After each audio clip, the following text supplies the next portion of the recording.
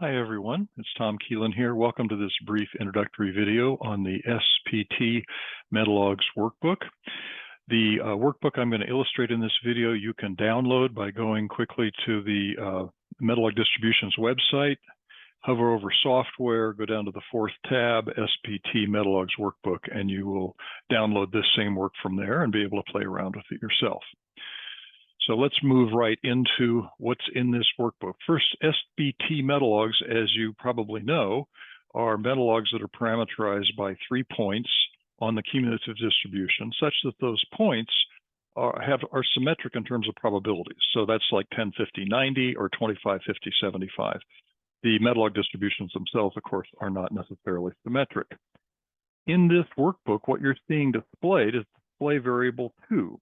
Display variable 2 is right here. It's an assessment of market share, let's say from an expert that has a lower bound of 0, an upper bound of 100%, and low, median, and high values of 30, 40, 60, and those correspond to 10, 50, 90 probabilities, where if you wanted to make it, let's say 25, 50, 75, you just change this value here. Like, for example, if I put in 25, now you see that there's 3 points on the graph are at 25, 50, 75 instead of 10, 50, 90.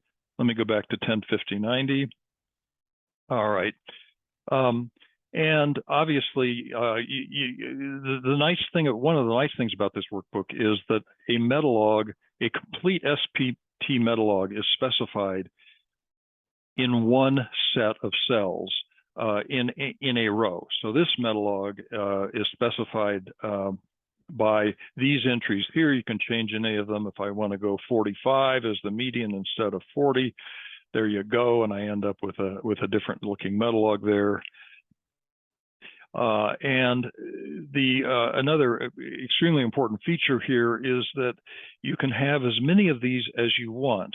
If you make a mistake, by the way, if you put in 60 or something, let's say 100 here, it would see that. See that that's a mistake because the upper bound has to be strictly greater than all input quantities. Let's go back to whatever we had here before, 40. All right.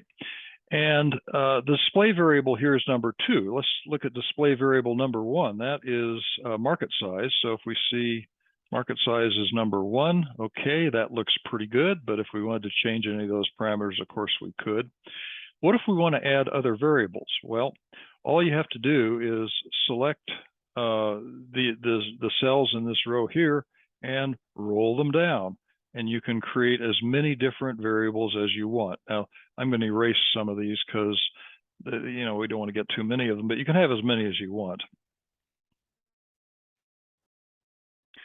And so we're going to shift the cells up when we do this. Okay, we're going to delete those, but let's go into this one. Let's say this is a cost in millions of dollars or whatever is your product, for example.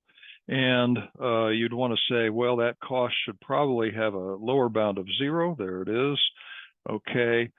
Do I want 10, 50, 90? Let's say I want to do 0.05, 50, and 95.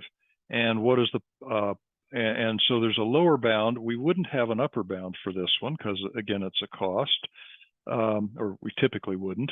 Has a lower bound of 0, and let's say the cost is, I don't know, 20, 30, with a 95% probability that's less than 55.